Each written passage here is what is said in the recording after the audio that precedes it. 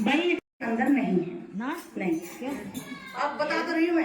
अच्छा किसी का सुनो, किसी का झगड़ा होता है, ये अमीर है और मैं गरीब हूँ, मेरा इनसे झगड़ा हो गया तो मैं इनकी बराबरी नहीं कर पाई तो क्या कहूंगी, ऊपर वाला सब देख रहा है और वो तुम्हें देखेगा, कहती ऐसी कहते हैं ना।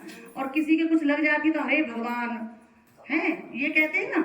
और आरती में क्या गाया हमने कि पार ब्रह्म परमेश्वर तुम सबके स्वामी, के हमसे परे रहने वाला वो है परमात्मा।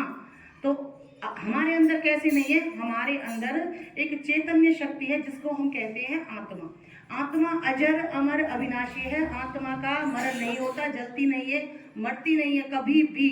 और ये शरीर है, ये हमारा इन 5 तत्वों में यही मिल जाता है, यही से लिया है।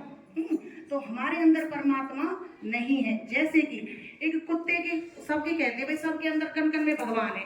अब मान लीजिए मैंने कुत्ते के अंदर बता दिया भगवान है, अब किसी को गाली देके देखो, कोई कह देगा भगवान है, बताओ नहीं कहेगा। तो इसलिए हमारे अंदर वो परमात्मा की शक्ति है, परमात्मा के बच्चे हैं हम, लेकिन भगवान नहीं है हम। अगर जो हम भगवान होते तो हम क्यों दुख होता हमें, क्यों हम उसको याद करते कि ऊपर वाले आ जाओ हमारे दुखों को दूर करो, क्यों मंदिर में जाते, क्यों कीर्तन करते, बताइए भाई। ये तो लगता है और वो हमारे अंदर नहीं, वो हमारे अंदर नहीं है, वो हमसे परे है, उसको तभी तो याद करते हैं। और हमारे अंदर होता तो हम याद करते, इतनी गंदी दुनिया होती, इतनी नफरत ईर्ष्या द्वेष, आप देखो मोहल्ले पड़ोस में एक दूसरे को देख के नहीं मतलब खुश हो रहे कोई भी है। तो भगवान ने यही कहा है कि अब ये कलयुग आया है, इसमें घर घर में रावण बैठा है।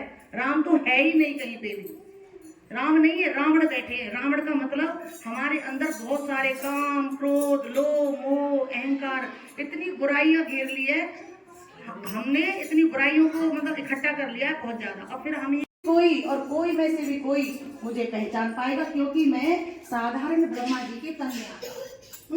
तो ब्रह्मा कुमारी ईश्वरीय प्रजापिता ब्रह्मा कुमारी ईश्वरीय विश्वविद्यालय, जिसको ओम शांति के नाम से सभी जानते हैं, और वहां जाकर के आप उसको अनुभव कीजिए। जैसे कि परमात्मा ये नहीं है कि हमारे सामने आएगा, उसको अनुभव करते हैं।